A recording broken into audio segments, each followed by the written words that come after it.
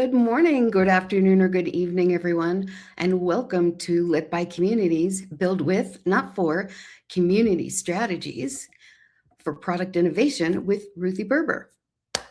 We're so happy you're here. Please, in the comment section, if you would, share your location, what you hope to learn, and add your LinkedIn profile too. That way we can all stay connected. So before we get started, I want to give Gainsight a big shout out for supporting the Talks and Pros series. Thank you so much, Gainsight. Wanted to let you guys know about some upcoming events, and you can find them at led by community/events. On February 11th, Beth Saunders of Amplitude is going to talk about how to turn members into storytellers by unlocking the power of peer-led content.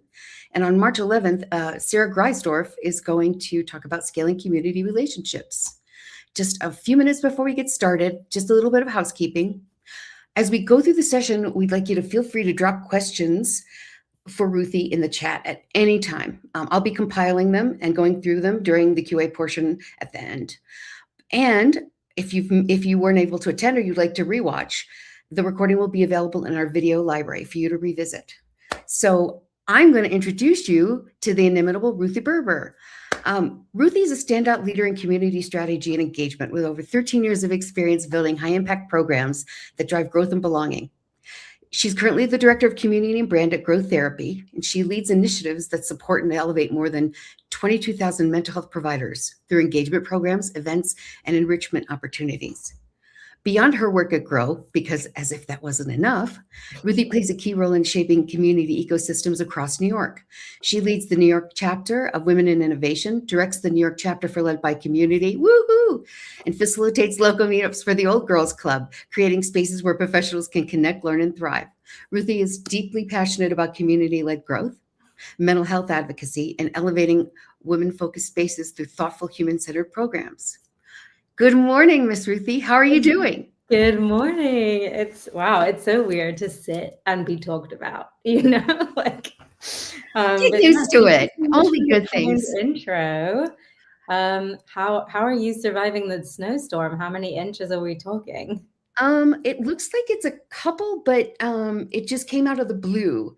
It's a little late for the year, but so I'm comfy cozy here. I've got my cat sleeping in the other room, so I like the snow. I like all the seasons. How was your Thanksgiving? You've been doing a lot of traveling.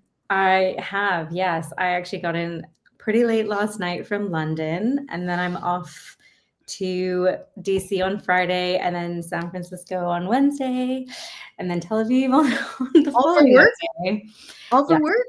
Oh my goodness. Well, not Tel Aviv, but yes. Tel Aviv for family? Yeah. We should talk afterwards. That is wonderful. What a wonderful, wonderful life you're having. So exciting. We'd love to hear more sometime about all the different endeavors that you're working on and where travel takes you. But I'm gonna stop the chit chat and I'm just gonna let Ruthie take over. And folks, like I mentioned earlier, if you missed it, please add your comments to the chat in the comments section, and we'll make sure toward the end to share them with Ruthie and have her answer them. Take it away. Thanks, Lori. You're welcome. Okay, well, I'll be also keeping an eye on the chat, seeing if anything comes through, and maybe I'll switch things up as things come in. But I'm really excited to be here to talk about something I actually care about very, very, very deeply, which is building with, not for. I think that, in general, community, there's always like this give and take between I'm building for my members versus I'm building with my members. And of course, there needs to be a little bit of for, but there should be a lot more with. So I'm super excited to talk about community strategies specifically for product innovation as part of this Talk and Pros series by Led by Community. I feel very honored to be apparently the last of 2025. So that's super exciting. All right, so let's dive into it. I'm going to do a little bit of a monologue, but I'm really excited to get into some live questions and answers at the end. So let's jump in. This is a quote that me and ChatGPT came up with, but the TLDR here is that I think products often, when they make assumptions about what the user or the person or the member or the customer wants without actually working with them often fail, but they thrive when they are built in kind of collaboration with your people. So let's talk a little bit more about this. Today, what we'll talk about is kind of like where and why product and community often misfire, something I like to call the community-driven innovation loop. I will share a few real examples of my own experience at Growth Therapy. And, Francisco is all about templates and things that you can apply to your day-to-day. So I've put together a few things that you can just steal and put in right away. And then a little bit, we'll talk about how to measure impact and then get into a live Q&A. So let's get into it. Product and community, where do they get stuck? Where is the gap? Where have I seen this kind of across my career in different industries, different verticals of B2B or SaaS? I always feel like feedback sometimes is just noisy, scattered, directionless.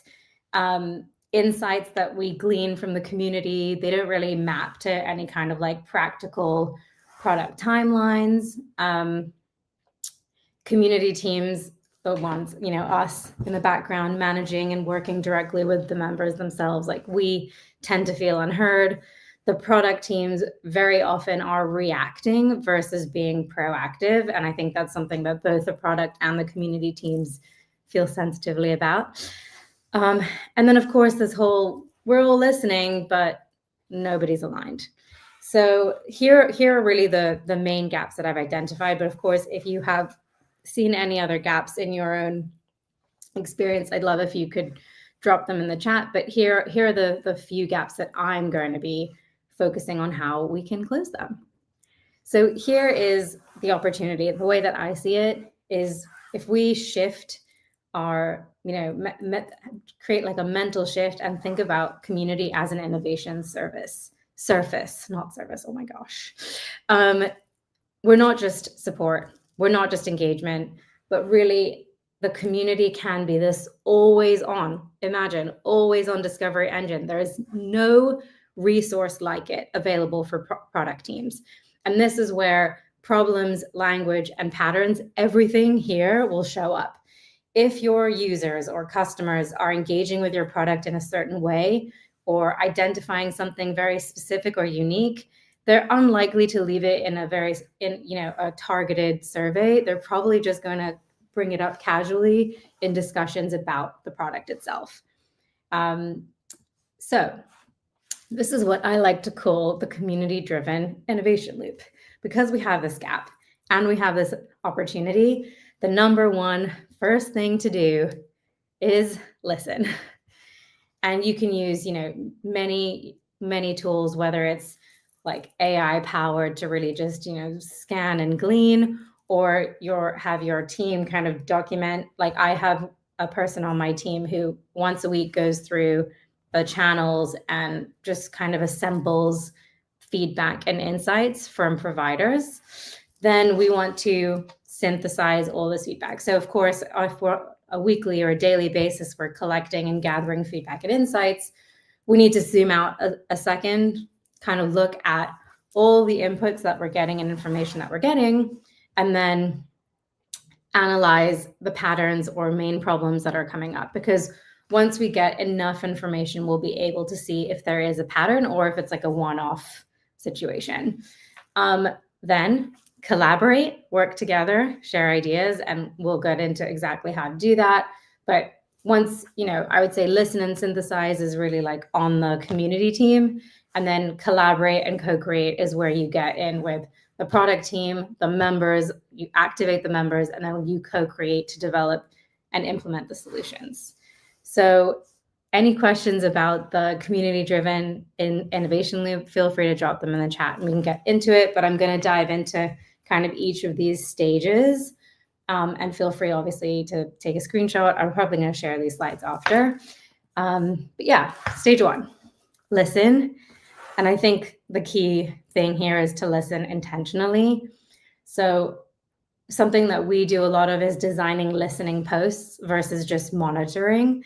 So whether it's a prompt once a week, that's how's it going with XYZ new feature, or having a designated channel for user feedback and insights, I think it's important to have like posts that really attract the information that you're trying to gather versus just, kind of lurking in the background and monitoring what people say. I think this is a really key. The second point is asking very specific, but also recurring questions. If you ask your community, once every few months this question, you're not going to get a consistent enough answer to do anything with it. But if you have a very like clear, specific prompt and you put that out there, let's say once a month, even once a week, you have a really good chance to get something that's valuable out of it. Something that my team does is I have like a moderation team and an events host, and they kind of surface anything that they see, whether it's in the events chat, whether it's in different channels that maybe are like off topic, that are not the product feedback channels. It's really important to have that human input, because a lot of, platforms and different tools that you might be using might miss some of these important patterns. And then really critical, and something that you'll thank yourself. Oh, what's a listening post? We'll get to that. You'll thank yourself later if you tag themes, so that over time you can start to put them into like buckets, because otherwise it's just so much information. It's really hard to relay onto the product team.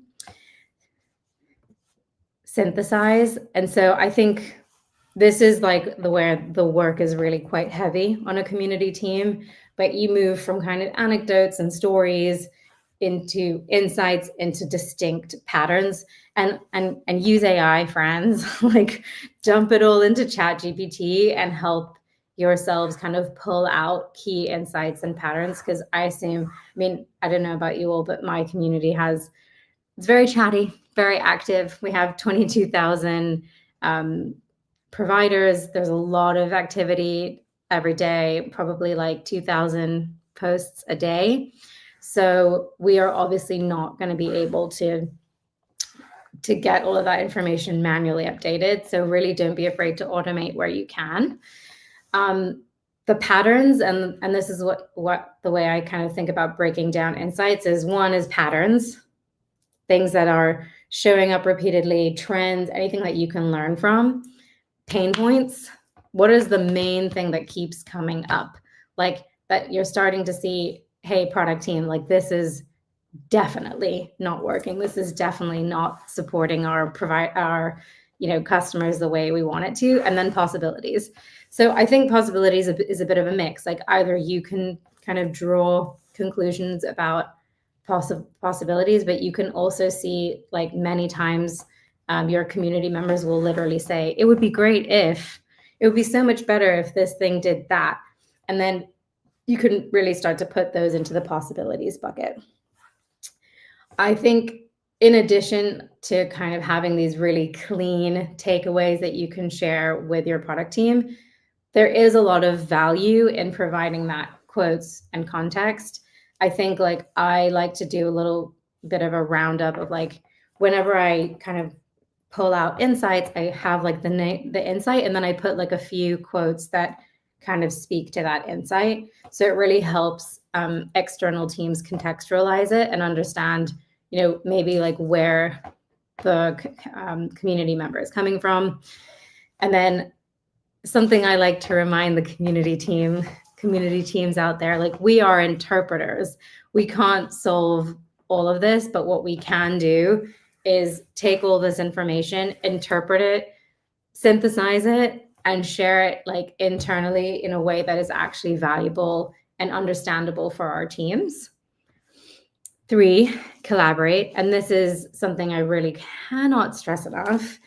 Please bring in product at an early stage.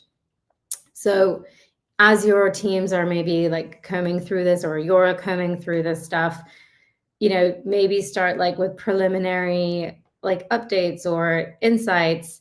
Maybe there's a Slack channel that you're sharing it in. maybe you have a point of contact on the product team. I think eventually, yes, you want to get to a final deck. You want to have something that's like tangible that you can share with leadership. But I think as things are coming through, like, it's great to bring product in early. We have our product team in the community. We actually, as much as possible, if they're not actively responding to comments that are about their product feature, we are definitely tagging them and just shooting them over like, hey, FYI, this is about your product. So like they're already starting to get this information. They're not hearing it like at the end of the quarter when your deck is ready. So that's really like looking at these top signals regularly, trying to understand. And then I think something that teams often don't have the ability to do is alignment on what problem we're actually solving for. And I think that typically community teams are solving for sometimes slightly different problems. But I think that when you are in regular communication with your product team, you can understand like what are the problems that they're solving for, what are the problems that you as a community manager who cares for your very specific member perspective, and then find what is the alignment there of what problem you're actually solving for. And then product can help with like prioritization and poking holes, because of course they have all of their systems in place and are dependent on engineering, etc. So co-create. And this is where you get to really bring in your members, something that, and I'll touch on this a little bit in the examples, but beta groups, early access, we have many hidden channels and spaces in our community for early access for AI nodes. We've got beta groups who are just kind of a microcosm sample group across the entire network that we just share updates with ahead of time to get input, especially with some of the larger product rollouts or features. We have concept reviews with our power users. We foster the connection. We see, we identify who are the community members here that would be a great fit for this, and then we surface them to product. Language and naming tests. This is a really important thing. Sometimes the way that product speaks, and I'm sure you find this because it's very true for therapists, but I'm sure it's true for a lot of you working in SaaS, the way that the product team speaks is not the way that the customer speaks, is not the way that the therapist speaks. So we really I think it's a really great a way to validate kind of the direction is really just talking about the actual language that you're using to describe the stuff, workflow and UX walkthroughs. And then, of course, really important when announcing or rolling out a feature, being like, thanks to, and then tag contributors or shout out members for being a part of the process, giving live feedback, shaping the direction of this rollout, because it goes a long way. And of course, you want to close the loop. So here's a little bit of an example of some of the ways that I've seen this kind of community insights influencing product decisions. So for context, Grow Therapy, it's a three-way marketplace that helps clients book therapists that are covered by insurance. So we cater to clients, to providers, mental health care providers, and insurers. My community is focused on the provider side. So that's everything to do with their practice management. So for sure, one of the most important things is that when the client is managing their calendar and having spaces for clients to book with them. So product, rolls out a change to the calendar and scheduling functionality. Small change, bit of color coding and highlighting, but then all of a sudden the community is it's hard to see the difference. I don't understand. Why is this purple? And while there is a little bit of noise, there was something that we were able to pull out and just very clearly identify, if we just change this very specific color coding, it'll make it more user-friendly and intuitive for the providers, and they'll be very happy. And then we came back to the community thank you all for your feedback. We actually made this adjustment live. Scheduling is now done this way, and the community was extremely expressive of that satisfaction and of like being seen and heard. I think it really, really goes a long way. And here's an example of co-creating a solution.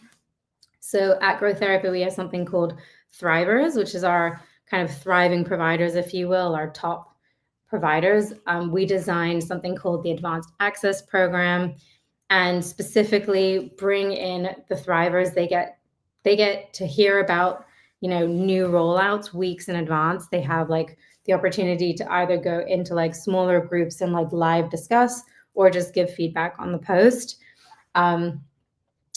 And when we made some pretty significant changes to our telehealth platform notes, which AI is anyway in general a very kind of hot topic for in therapy, but we had our AI notes, and I think that like instead of leading with like AI or AI notes, we were able to learn from them if we reframe how we talk about it, and versus like just leading with AI notes, we say like quick smart note, something like that. It helped a lot more to resonate with providers, and now they have a super high adoption rate. And in general, something that was kind of pushed back on really heavily when it first came out is now one of the highest adopted features.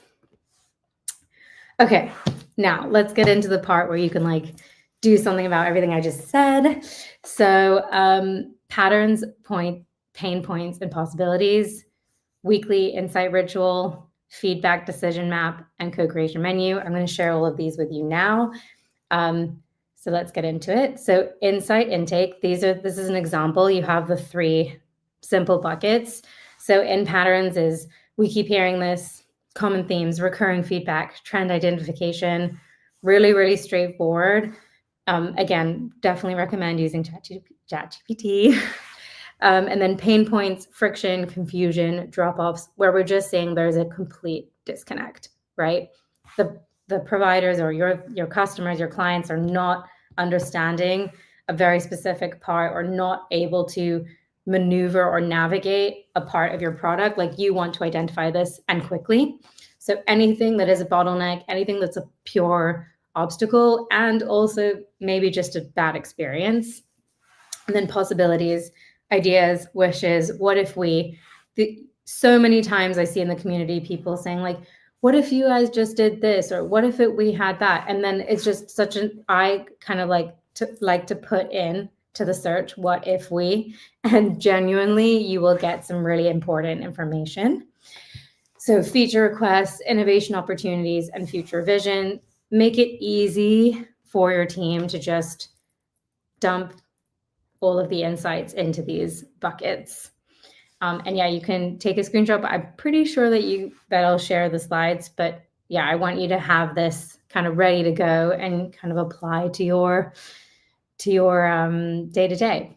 Okay, this one it'll be hard. It'll be kind of hard to see right now. So again, for sure, I want to send this over, but this is kind of like the way I'm thinking about the entire flow, and how you can basically turn community insights into product decisions. So you go from like raw signals, like we discussed, insights triage, alignment review, problem definition, solution exploration. So problem definition with your product team, problem definition with your team, with your product team, solution exploration, and that's like working, that includes both your members and the product team. Decision and prioritization, so mapping to and aligning to the product team's timelines and process for working. And then finally closing the loop. Again, you can screenshot it, or I'll share this after, but hopefully this will be kind of a useful map for you to move through when you're next kind of tackling this problem. Co-creation menu. This is something, just like pick 1 or 2 to try to start. I think any of these is a great way to get your members co-creating with you. So a feedback jam is nice. Like whether it's live or async, you can have these very like specific, these very specifically designated in your community, or like it can be a live event with like, timing and this, and very clear prompts.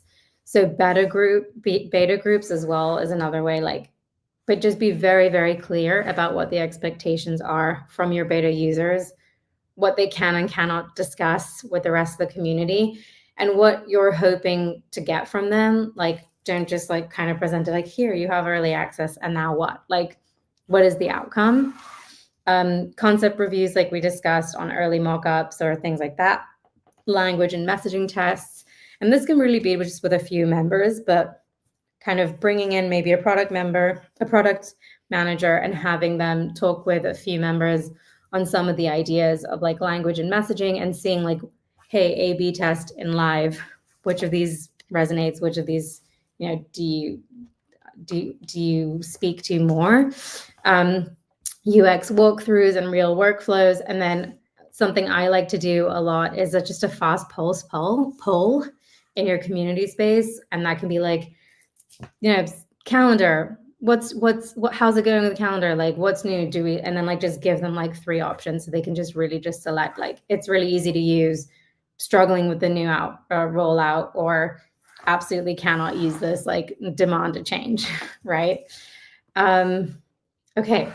And then measuring impact without killing the magic.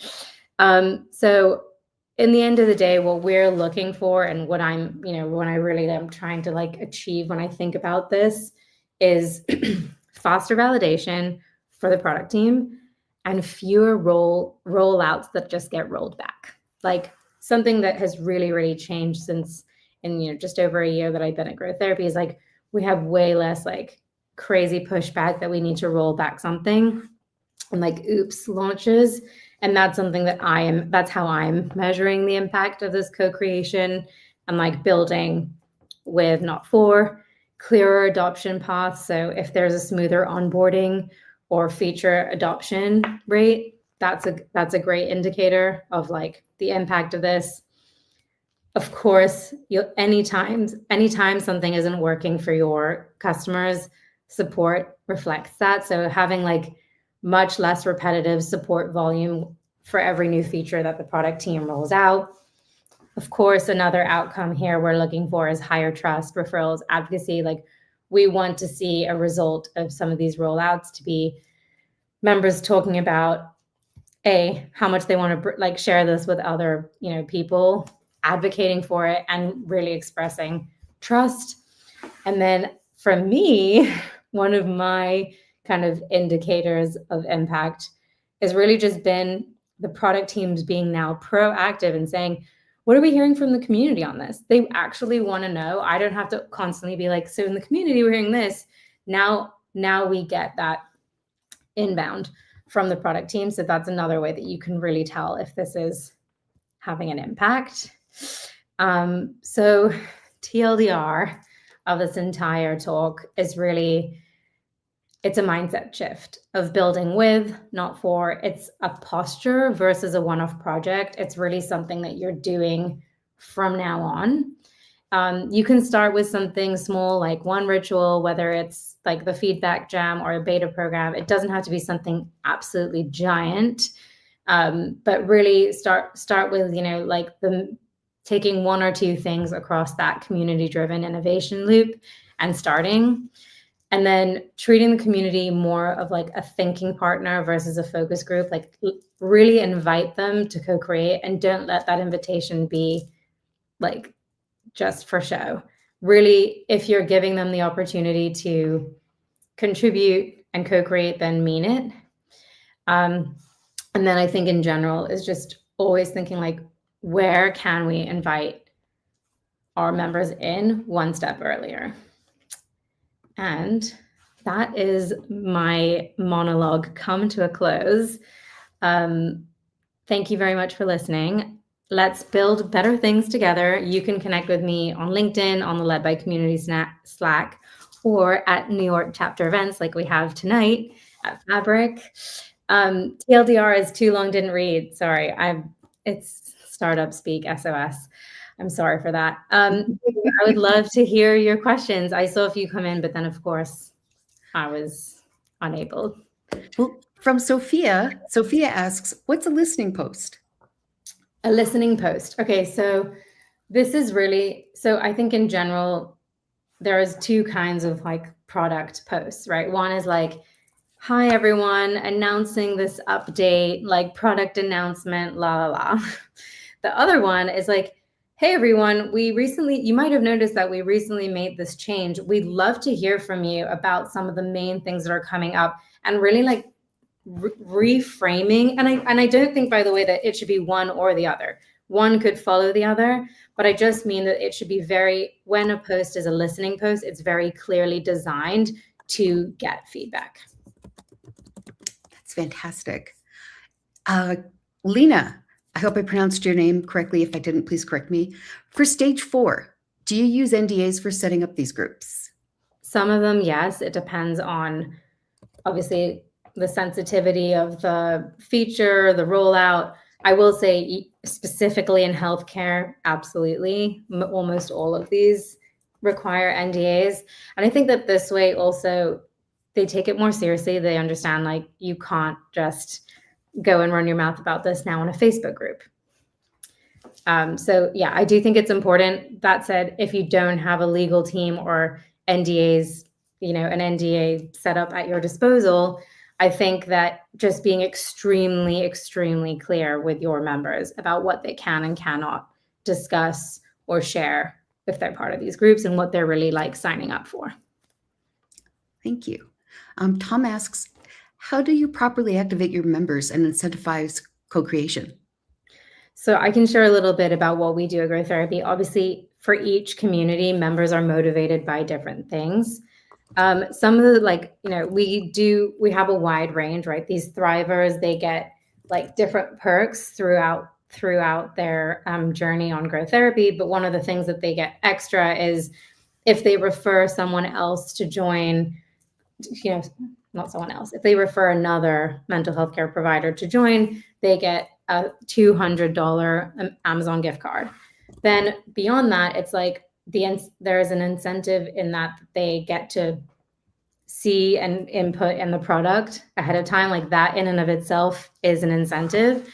And then finally, we built a merch store at Grow Therapy, and we have we create these like custom discount codes, like, beta user 50, and then they get like 50% off of the store. And they really like that stuff. And in general, I think that closeness and that desire to be brought in early really, really is a massive incentive, and not to overlook how much they actually just want to be heard and seen when it comes to the product that they use every day. Okay, we've got a long, really juicy one from Donnie. One important item while managing innovation with the community is connecting the customer member feedback with your CRM. What's the relationship with your business? If we do this kind of feature, how much ARR or business would result from this? Not easy to do, and few have been successful doing so. Okay, so I'm gonna pull out the question here is, how do I connect customer member feedback with our CRM? So everything that we do is in HubSpot, and everything that's not in HubSpot is integrated and pulled into HubSpot. So almost all of the information and any kind of like engagement and which community member is engaged in what, should live in your HubSpot.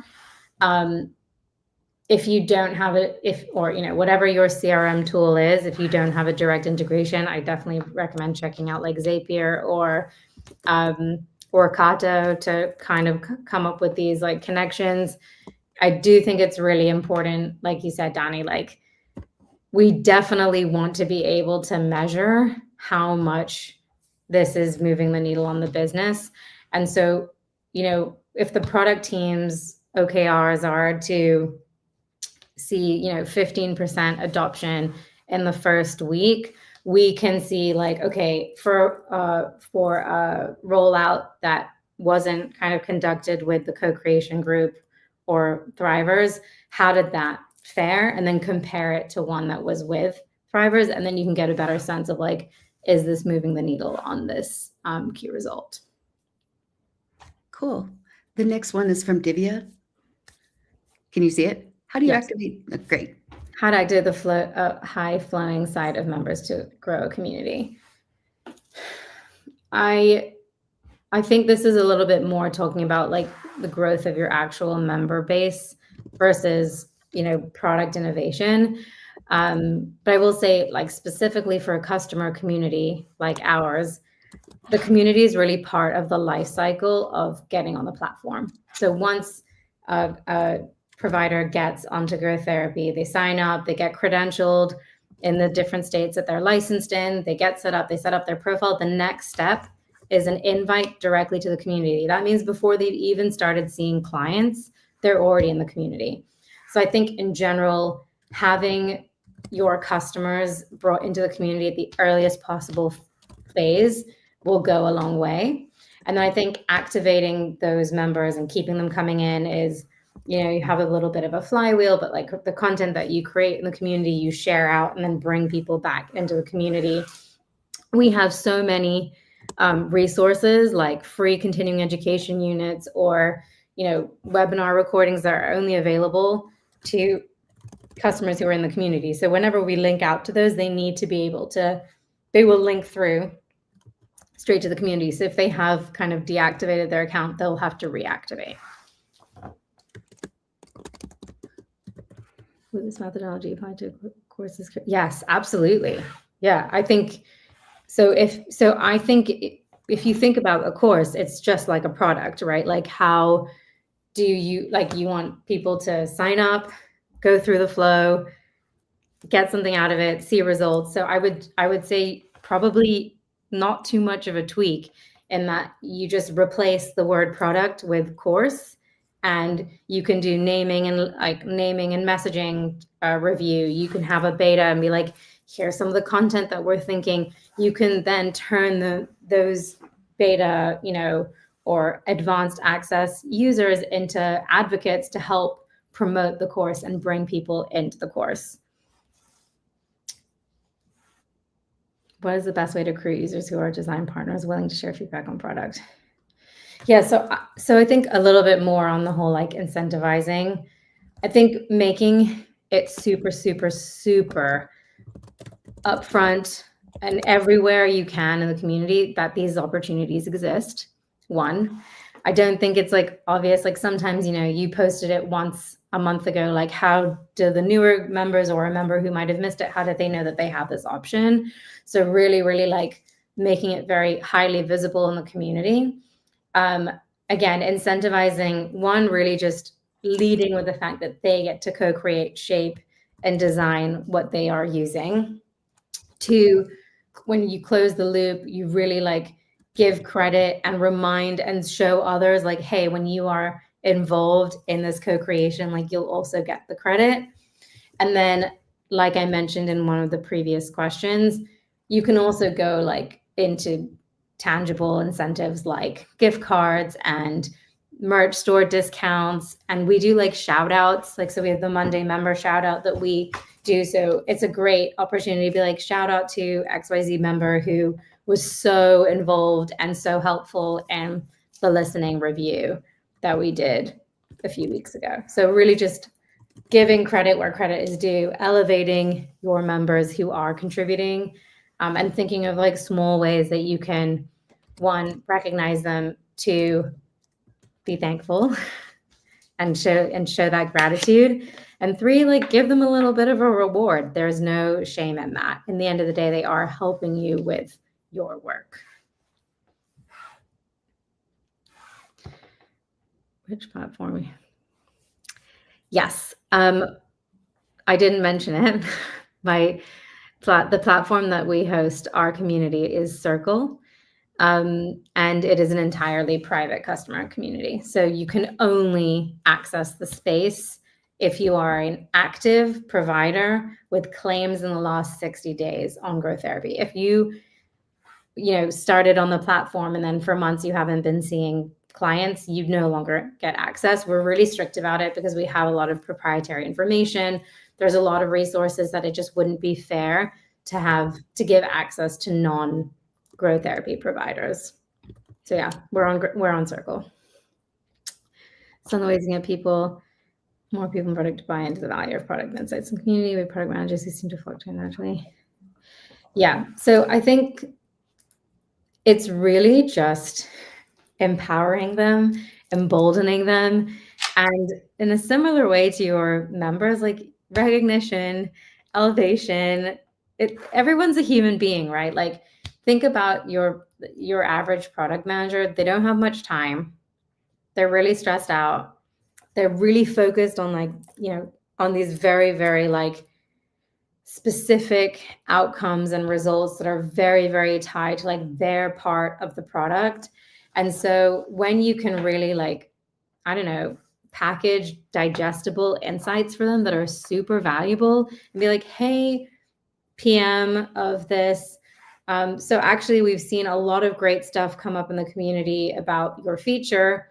Here's some of the things that I'm seeing here, like, like I said, with the insights, provide a few quotes and context, maybe a few screenshots of like some really positive responses.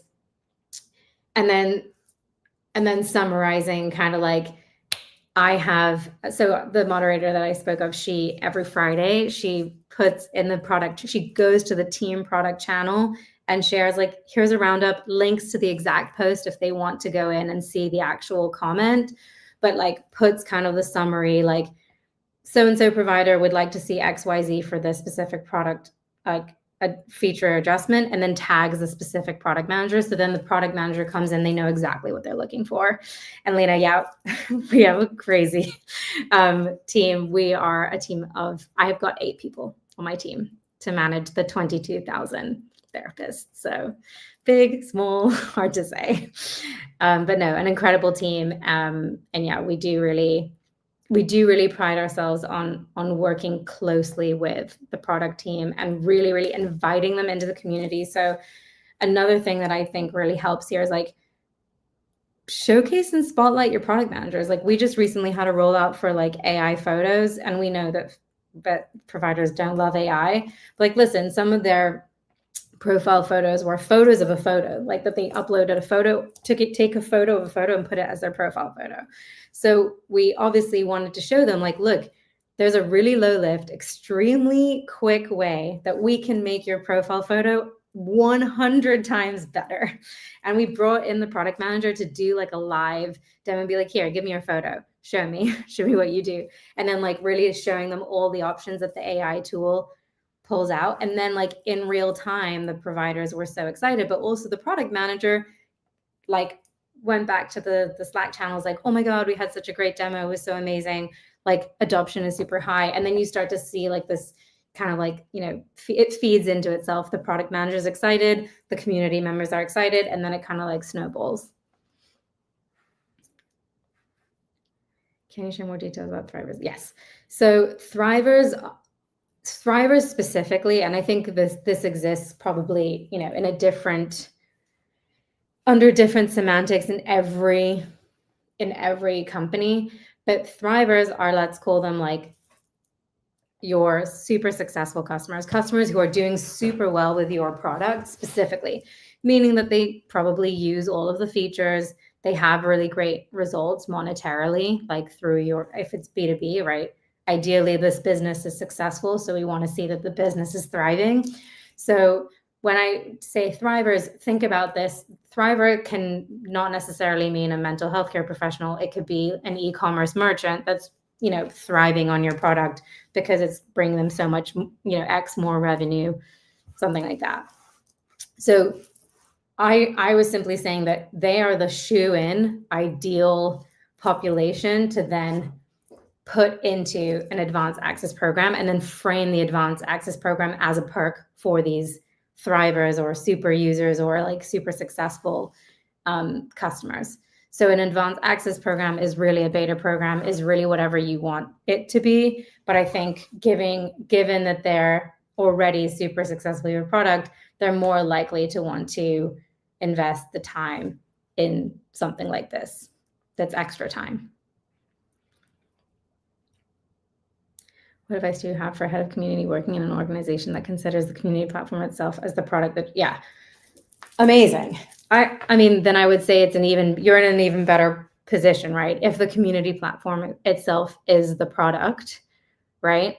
Then ideally the product team is extremely invested in the community platform because that's what they're literally designing.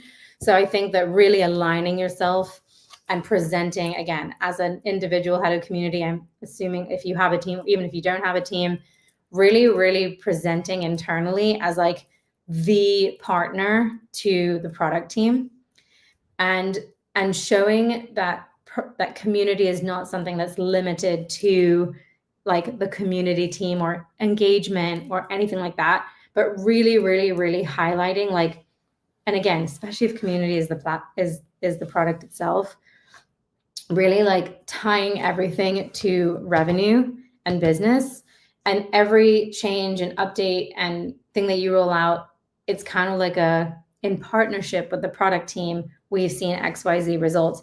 And here more than ever, bringing in the product team, for sure. Like this is a great opportunity because there also means they're probably familiar and visible in the platform itself. What is the structure, different roles of the 8 people on your team? So I've got 3 moderators, who, so they're the like specifically like on the front lines, engaging day to day. We have like, they're managed by the community engagement and enablement lead that leads like programs, gamification, you know, let's call it surprise and delight opportunities, any kind of like cross-functional enablement, very, very closely tied to product. Then we have community event and operations. So if you're familiar with Circle, like a lot of the events are literally inside the platform. And so that team, so there's like a lead and an events operator. We put on about 30 to 40 virtual events a month, just FYI. So you understand the scope that this tiny 2-person team is handling. So yeah, so 3 moderators, community engagement enablement lead, community events and operations lead, events operator, and then we have provider brand, senior provider brand, who manages a lot of freelancers, and then provider marketing and operations, which is like kind of top of funnel and life cycle. Oh my God, did I get through all the questions? You sure did. Well done. Thank you all for being here, for your incredibly thoughtful and just amazing questions. It's time for us to close down. Thank you so much, Ruthie, for your amazing insights today, for sharing your strategies with us. And I just thought that was incredible. Everybody, if you have a chance, please give Ruthie a round of applause and give yourselves a round of applause for being here. Please all stay connected. We've got Ruthie's LinkedIn early up in the chat. And also come to another Led by Community event. Connect with us on social media, join the community itself. It's really simple. It's www.ledbycommunity.com. And thank you so much for joining us. Let's all keep building together, and we'll see you next time. Yes, build together. Thank you so much. Bye. Have a great day, everybody, or evening, wherever you are. Truly. Thanks, Jessica.